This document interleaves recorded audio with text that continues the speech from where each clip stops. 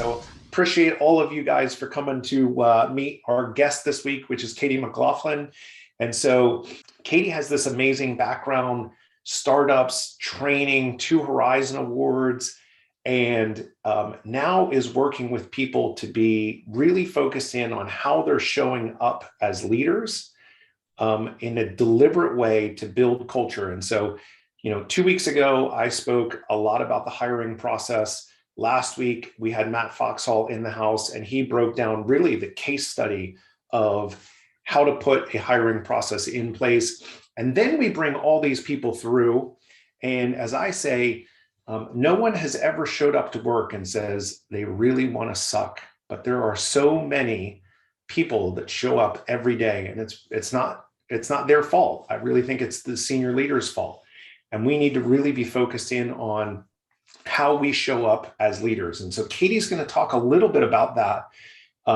So Katie, welcome. Thank you for spending some time with us today. This is going to be super fun. Thank you so much for having me. I'm excited to meet you all. Thanks for being here. Absolutely. We keep it pretty simple and informal. If it's the first time that you guys have been here, Katie and I are going to speak for 30 or so minutes, and we will open it up for questions. If you have questions along the way, you can just take yourself off mute and join the conversation. If you feel more comfortable putting your question into the chat, Maria and Roanne will help us manage the chat and the questions in the background. So it'll be fun. One other thing that's super cool, we have started a Facebook private community, Best Places to Lead. I think there's about 70 people that are in there now. We just opened it up 2 weeks ago. And so that community is starting to just gain some traction. So if you haven't yet joined us, please join us over there, because that's really where you can have ongoing conversations. If you have questions about how to lead better, that's what this is all about. And so without further ado, so Katie, here's the thing that I think really intrigued me, is that you have this idea of leading deliberately, and I'm so aligned with that. But can you unpack exactly what that means for leaders and how they do that? So I use the word deliberate because for me, that embodies being intentional, making conscious choices, and doing that in a way that is aligned with your values and the leader you want to be. And what I've seen in my career working with a variety of different leaders at kind of all levels is that most leaders are leading kind of off the cuff. We always feel like there's way too much work going on, and we're kind of buzzing from thing to thing, and we don't often stop to consider the impact of our actions and how that may or may not impact the people we're leading. And so for me, carrying that banner of being a deliberate leader means that you want to be intentional, that you are hoping to influence your choices as a leader so that you can be the best leader that you want to be. And so it's interesting because I was speaking to one of my clients this morning, John Cavendish, and we were talking about he has a growing enterprise. There's about 100 people in his company now. And as he's promoted people, we were talking about, people who get promoted or the people who are great at doing the doing doesn't necessarily mean that they are a great leader. So walk me through, how do you become a deliberate leader? What is the process in your mind that people can actually go make the impact that they're wanting to make, and to do it deliberately? The biggest thing that leaders can do is to do some self-work and have some self-awareness about who they are as an individual. What are the examples that you've had of leaders in your history? Do you want to emulate them, or are they behaviors that you've seen and encountered that you don't want to replicate? And take the moment to kind of define for yourself, who is that leader you want to be? How do you want your team to perceive you? What do you want your days to look like? And even more than that, if you carve out this picture for yourself of what you want your day to look like, and it doesn't include spending probably at least a third or half of your day with your people, then you might not actually want to be a leader. Being an individual contributor, you get to spend a lot of alone time. Sure, you get to, collaborate with others periodically, but as a leader, your people need to be taking up the majority of your calendar every week. And there's a variety of other work that you need to do as a leader to unpack your own kind of unconscious bias, the assumptions that you have about what performance looks like. And it's really a constant and continual body of work to reflect, learn, be coached, try things out. I think it's so important, that whole notion of doing the work for yourself. So you use the word deliberate leader. The word in my world is you want to become a predictable leader, because people want to know what the rules of the game are. And I need to know that the rules that we played by yesterday are still good today. And that creates an environment of performance where there's trust, there's community, and I can have confidence that when Katie said this yesterday, the rules of the game didn't change today, and I'm going to get yelled at for doing the same exact thing. And yet, when you don't have that whole, deliberate or predictable focus in on, here are the results that I want to create, and here's how I do that. I say it a little bit differently, which is when you align your vision, your values, and your actions, you create an opportunity for fulfillment, right? And so it's your life on your terms. I'm showing up as the leader that I want to be, supporting my people in a way to unlock performance that they never thought was possible before. And that becomes super fun because, as you said, the individual contributor role is being the rock star at the work that you're doing. It's doing the doing. Whereas the leader, all of the work that happens is through your people. And so you're right. I do find it interesting, new leaders who hide out in their office and close the door. And it's like, no, that's not your role anymore. Your role is to be the conductor at the front of the orchestra and telling people, okay, trombone, it's time for you to go. And drums, time for you to go. And people, that transition I find is super hard from individual contributor to leader. Any tips that you have on helping people to do that? So I want to highlight why that can be so challenging to make that leap. And frequently it's because the messages that leaders are getting from their leaders, that, the messages they're getting from their leaders are about productivity, profit, like the data of their team and their performance. And so it's easy for a leader to fall back on their habits as an individual contributor where, so I need to take action and I need to do more. I need to fill in the gap. I need to do this because my team's not doing it.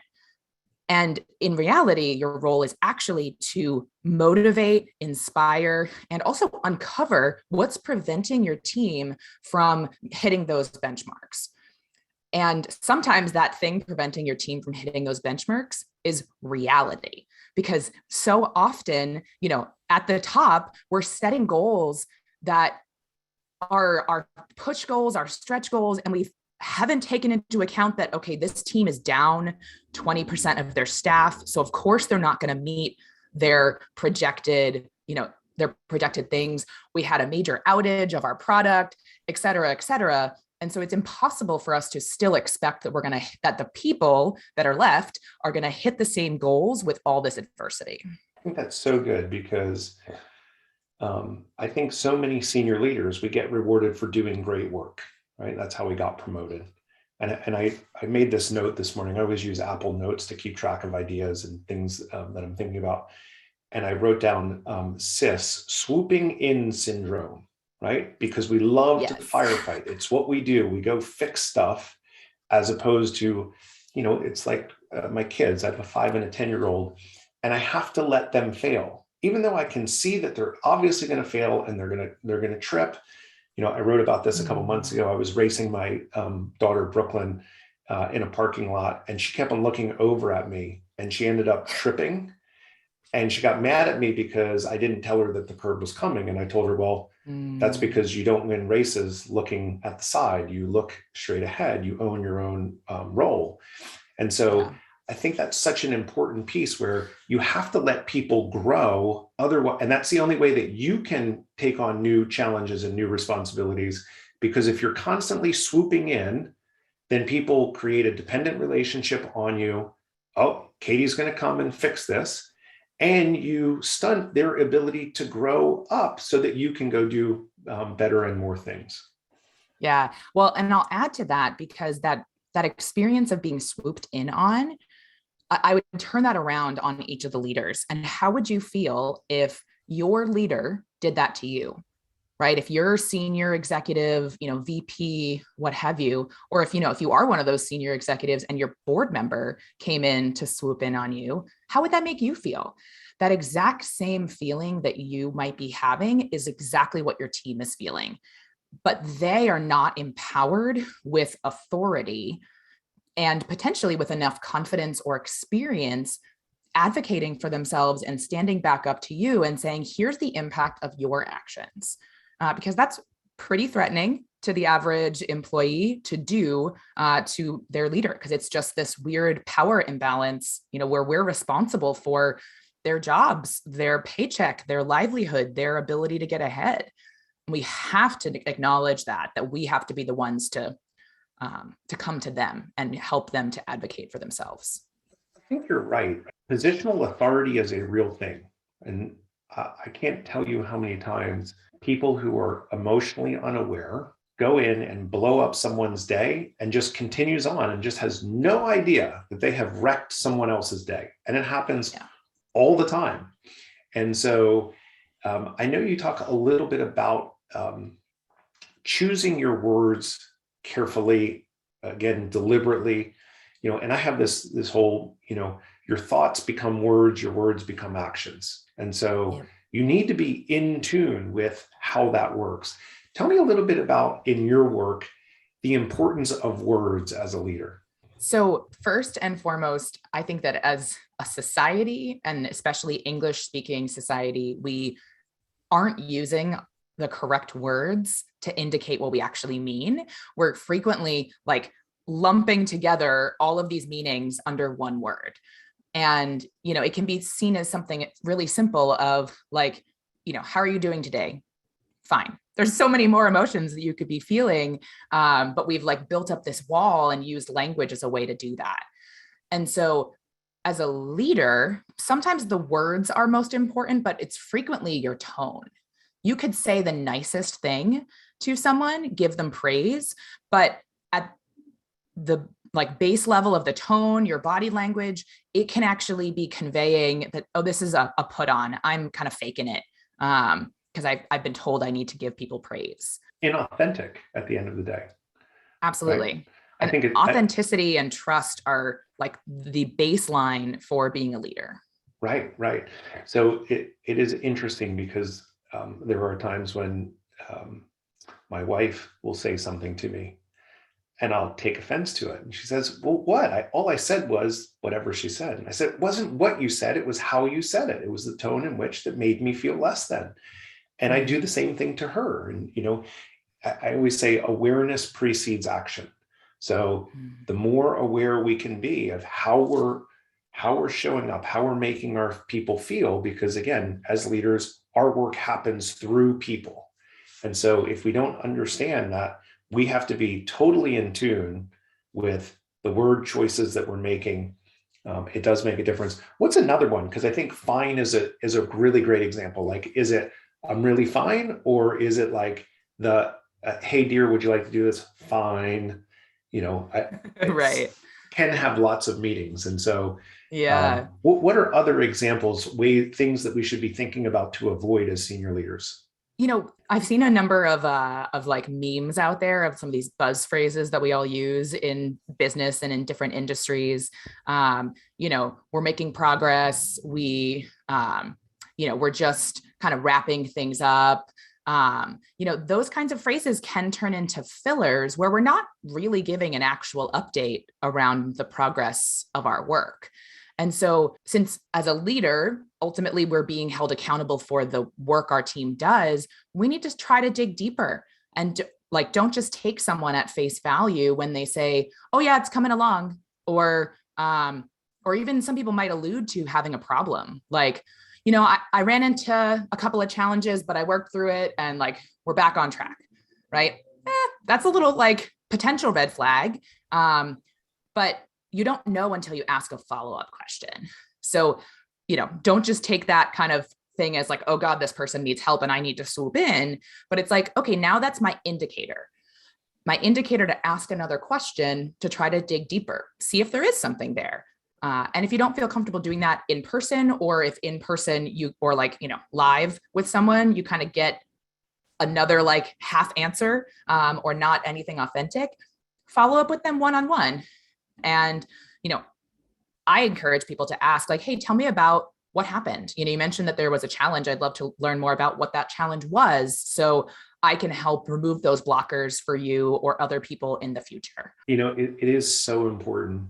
Brene Brown always says clarity is kindness. It's one of the 4 C's of making sure your employees are highly engaged, clarity of what it is they're doing, challenged by the work that they're doing, feeling cared for by the leader in charge and the people around them, and comfortable that they have the tools, time, and training to be successful. And, it brings me to another piece as you're unpacking language. One of my favorite books is really what you're talking about is accountability, right? Making sure that people are accountable for the work that they're doing. One of my favorite books is Winning with Accountability by Henry Evans. And, the subtitle is The Secret Language of High Performing Teams.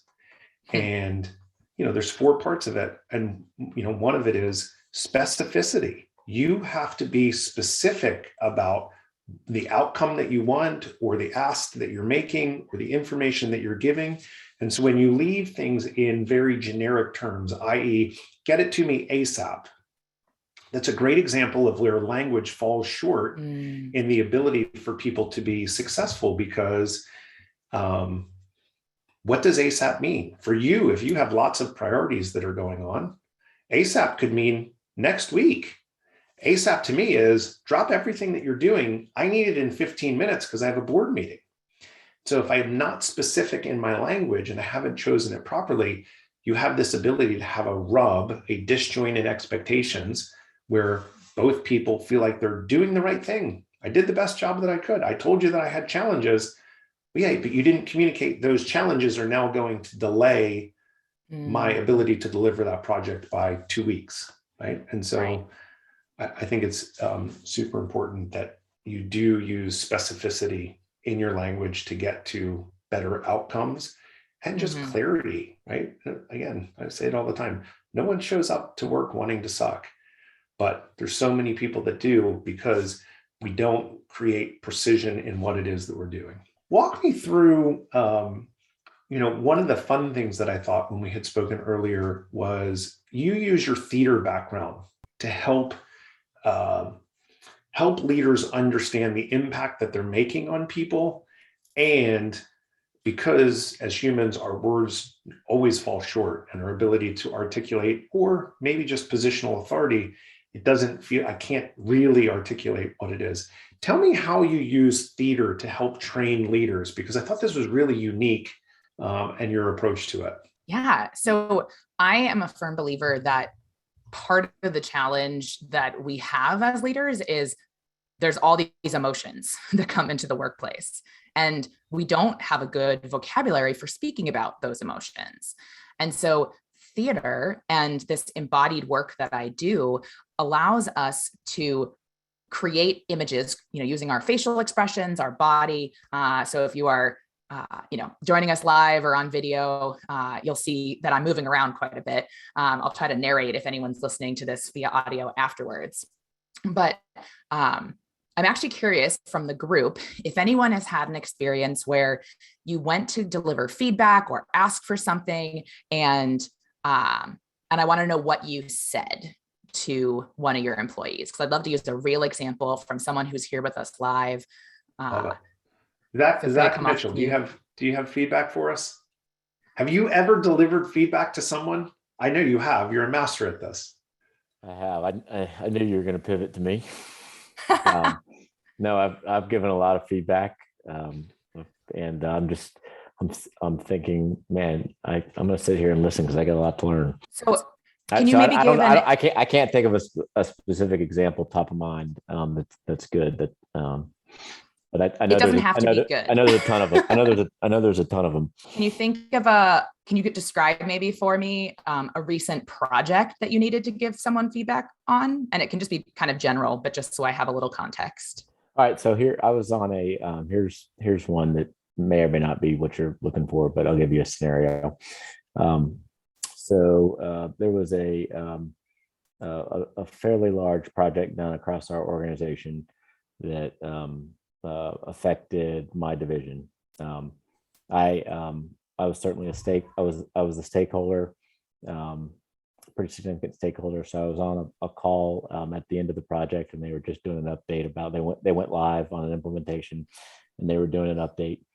And I was fairly quiet, just to at the call. And at the end of the call, I did some thank yous, just general thank yous, and I thought they were authentic, just thanking the team.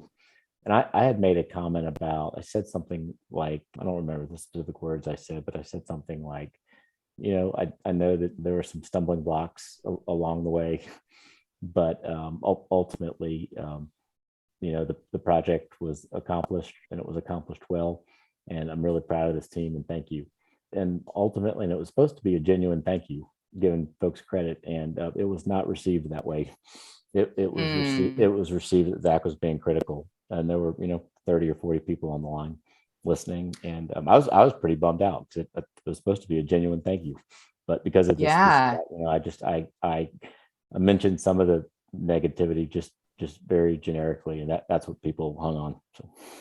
Got it. Cool. Thank you so much for sharing, Zach.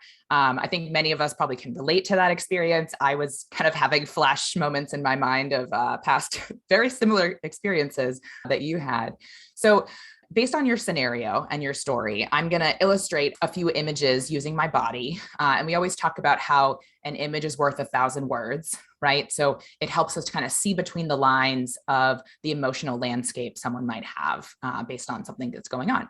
So at the get-go, you mentioned that there was a big implementation project coming, and that it was going to require a lot of work, or going to require a lot of collaboration across different teams.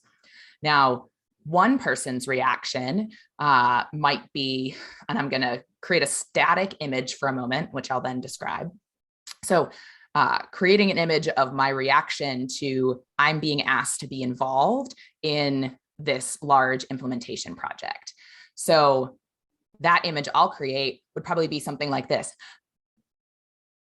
which if you're joining us via video, you'll see that I've got like a bright smile, like I'm excited, my eyes are kind of open.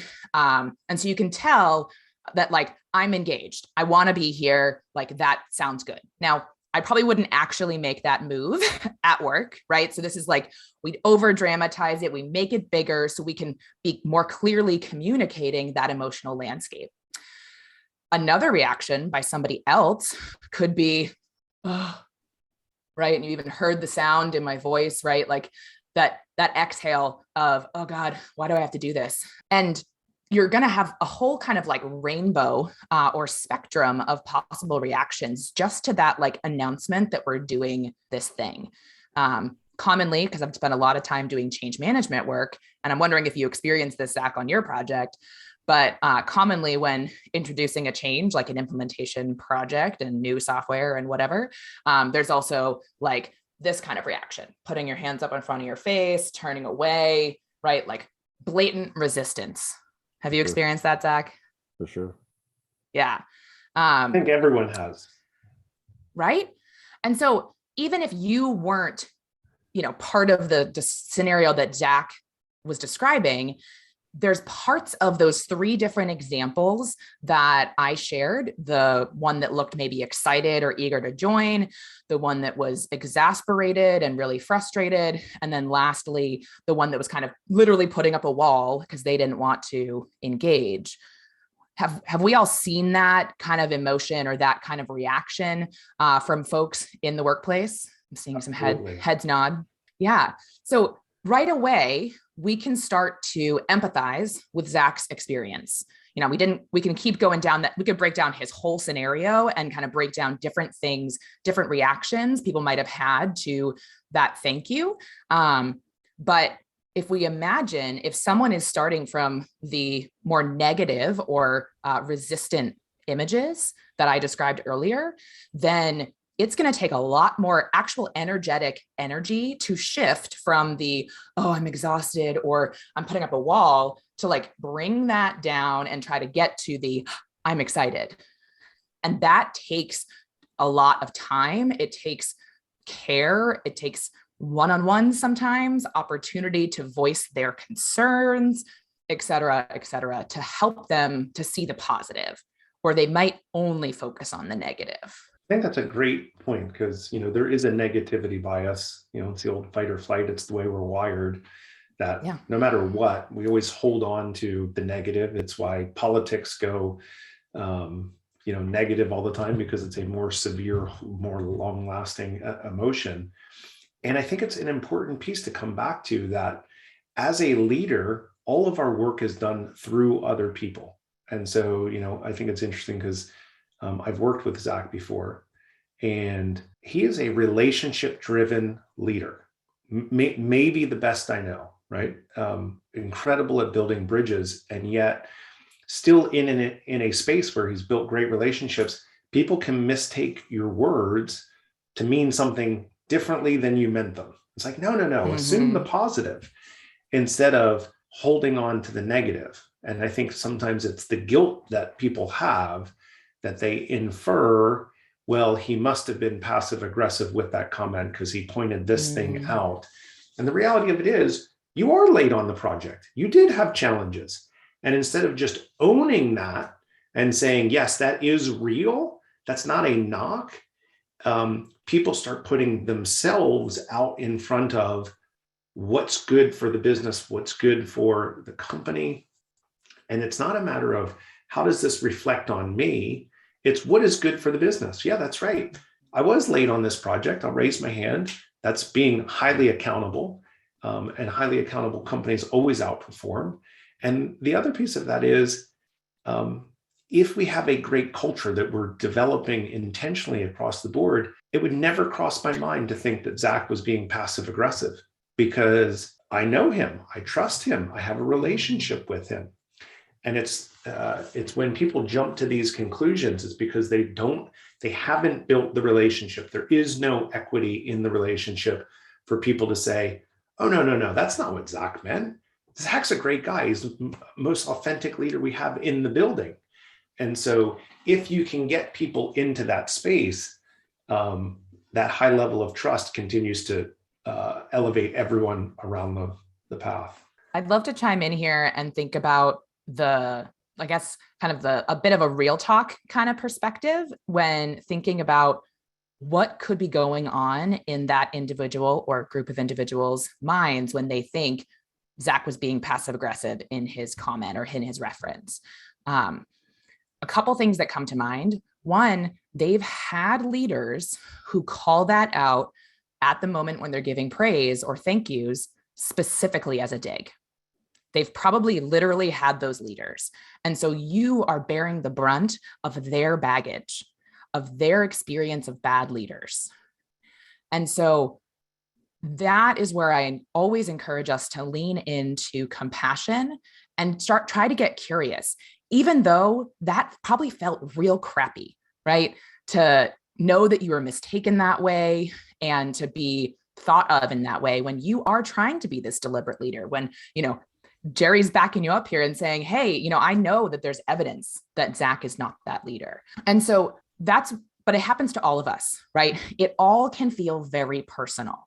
It can feel very personal when your team doesn't understand you and misunderstands you. And that's where I often encourage leaders to try to take a beat before responding, right? Because our first instinct in some of those situations might be that, okay, I feel vulnerable. I feel defensive or attacked. And so I might act as such. And that pause, that moment to step away, take a deep breath, consider, could there be another thing behind this other than this one story? That is the action also of a deliberate leader, someone who is consciously choosing how you want to respond to feedback, to criticism, to the circumstances you're having on your team.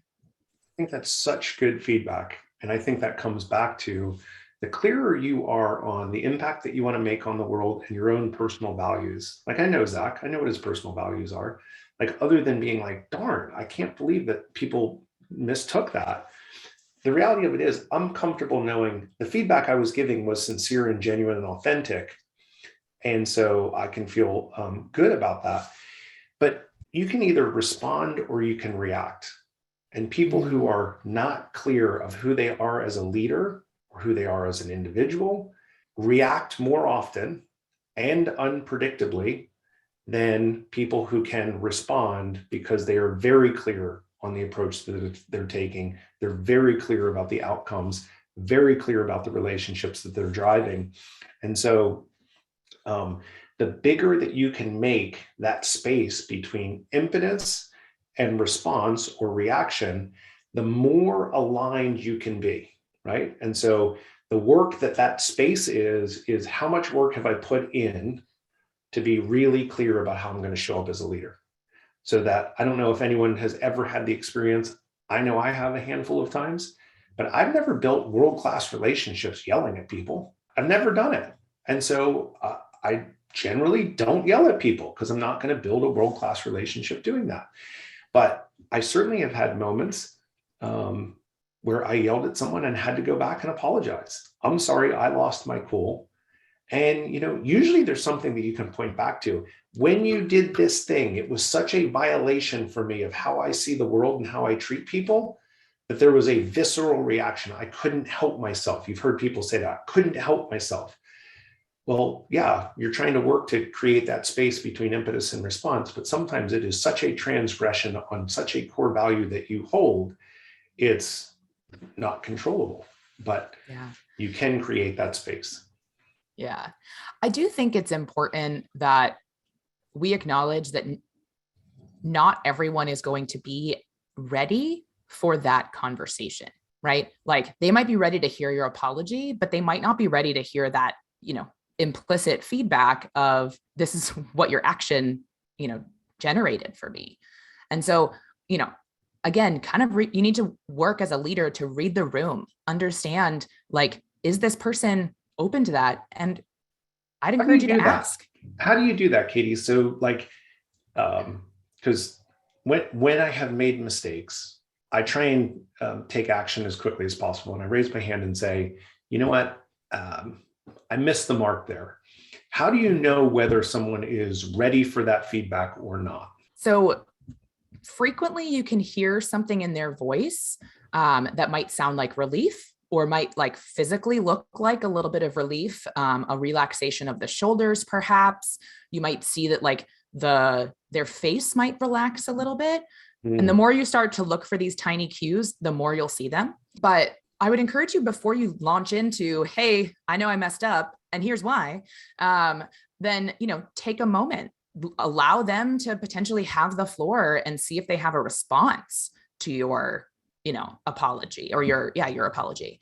And then, the opportunity there, I think, is always to ask if someone is open and available to receive feedback. And if they are not open and available at that moment, then ask them when you could have a conversation. Allow them to be in the driver's seat on kind of scheduling that when it feels better to them. Maybe it's towards the end of their day, so they can log off and, leave the office or leave work, or maybe it's on a Friday afternoon. And it'd be like, hey, I'd love to have a conversation to share a little bit more about why I had that reaction, where it came from, and how I think, you, like, the things that you did or said made that impact on me. So I can, we can kind of repair this relationship both ways. It's so important. There's a great book, Crucial Conversations, how to communicate when the stakes are high and it's emotional, and, everyone has a position. And, things that I've learned is, I have a physical reaction when I'm getting upset, and it's literally 2 fingers below my belly button. Right behind that, I can feel that there is, like, I'm getting jazzed up. So I use that physical cue to get myself back into a space, to create that pause, to physically get up and walk away from the situation so that I can stop the physical reaction that's happening, or at least manage it, because the body dumps all sorts of chemicals into the brain to make it feel that way. And so you got to breathe your way through it and then come back to the conversation. Same thing when you have those crucial conversations or those blow up moments. That separation is usually appropriate. Hey, let's revisit this tomorrow. but acknowledging that you're going to revisit it tomorrow. Neither of us may be ready to handle and get the feedback in this moment today, but Katie, I'm going to visit with you tomorrow, and let's talk our way through this so that we both can be in a better place. That also shows you care about the relationship, right? That it's not just about their performance at work or your team's performance. It actually shows that you care about them as a human being and that you want to have a relationship. And I think that's where, some leaders haven't really figured that out yet, that is what a lot of people are asking for when they're talking about belonging and inclusion. They're talking about real relationships. And I think that's no more evident than in this environment where people are leaving jobs consistently. So Paul, who works with me as a researcher, he found a statistic. This I thought was super interesting. Pew Research, 57% of people who resigned in 2021 cited disrespect at work as the reason that they left their job, right? Which is that whole notion of a disjoint or a misalignment in the values, because when you don't have that alignment, the operating system of how we feel when we go home at night, it's like, that guy Zach, man, he's really difficult. He's passive aggressive, and he was on a call today and he said this thing. I feel really disrespected, right? And so there's lots of people that are starting to look and say, yeah, it's not enough. It's not okay to feel that disrespect. Let me go to another place where I can feel a level of respect and camaraderie with the people that I'm involved with. Really good stuff. If any of you have any questions, I'd invite you to either come on or throw it in the chat. I see Mike hopped on. Do you have a question for us, Mike, or you just decided to put your camera on? Yeah, I've a bit of both. I mean, this is actually right in my wheelhouse. So one of the things that I always kind of talk about is having the connection calls and the connection conversations first. And you need to get outside or, down below the superficial so that when you do have those heated moments where you've got the fight or flight reflex going, that you can have that. Because if there isn't trust, no way on earth someone's going to be able to receive that information. So, it's pretty cool to hear. I came from a somatic psychotherapy background, so it's kind of cool to see someone talking body. I'll often say, hey, you know what? Our words are, 5 to 7% of the communication, depending which stat you use. So if you want to go more on that, I'm all ears. I'm loving it. Awesome. I do think it's that important piece of, again, your body language matters. The tone of your words matter. How you show up.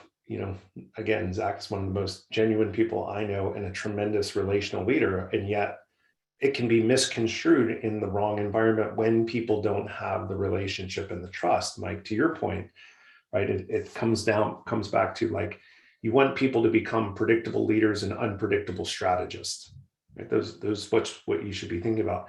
And the gift of clarity leads into relationships and trust, which then elevates performance. And when you look at the other side of that, when you have unpredictability and confusion, frustration, a break in trust, next thing you know, you look like the bad news bears.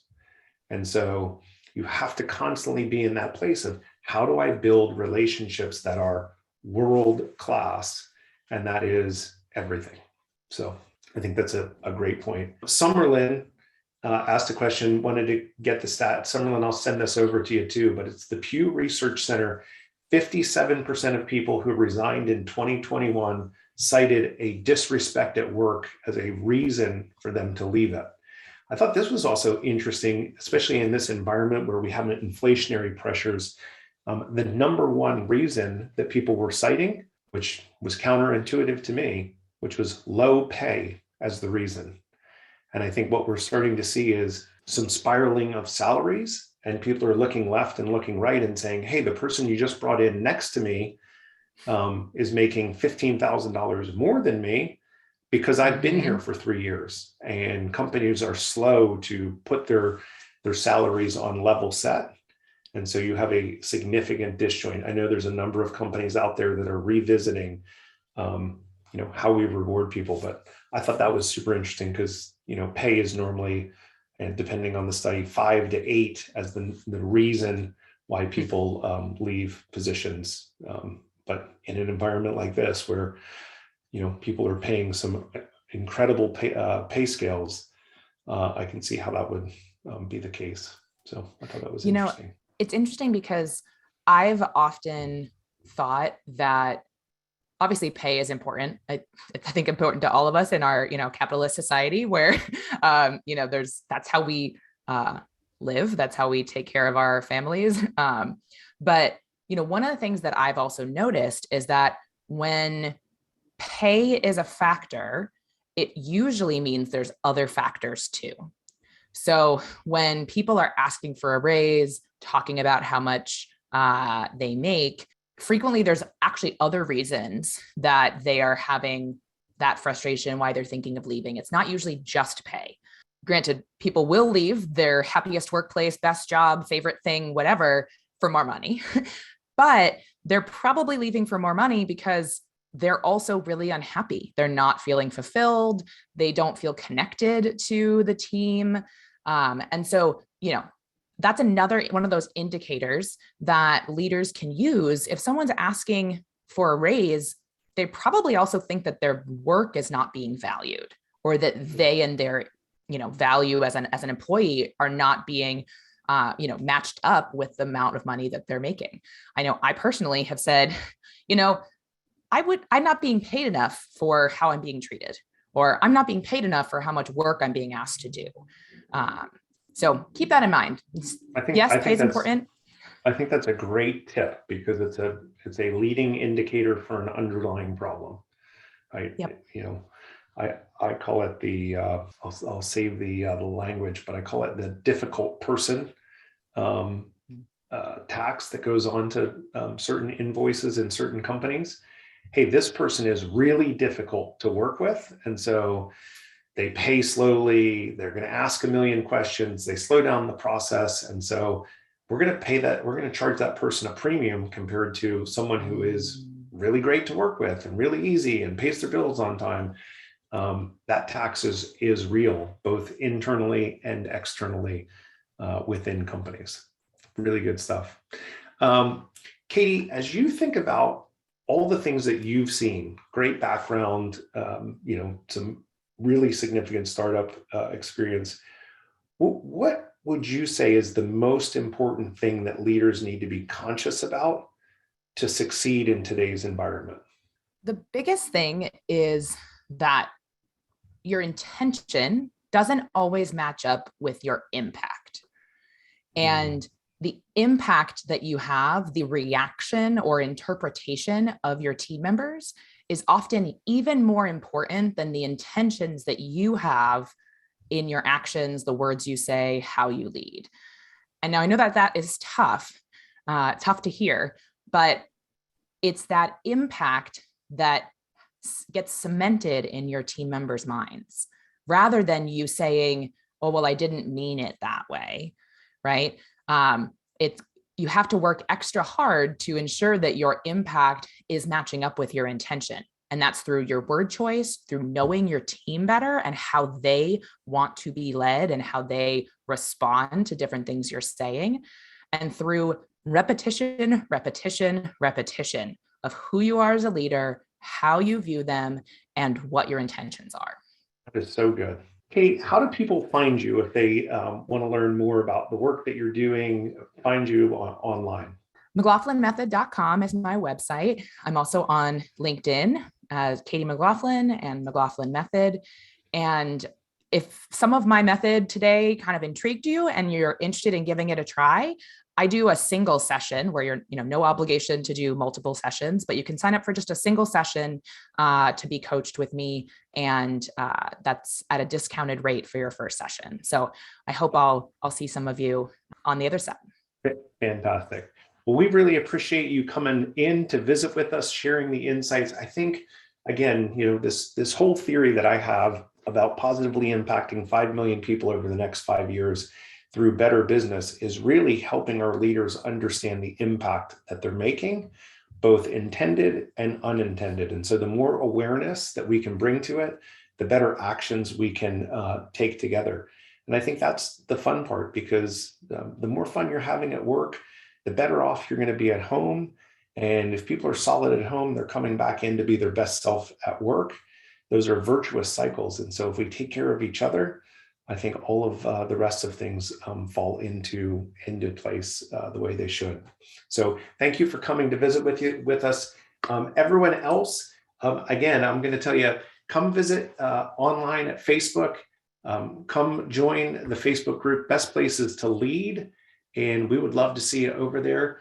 Otherwise, next week we have Meg Newsom. She is an award-winning CEO for remote work, which I think is top of mind for everyone as people start to go return to office or virtual or hybrid.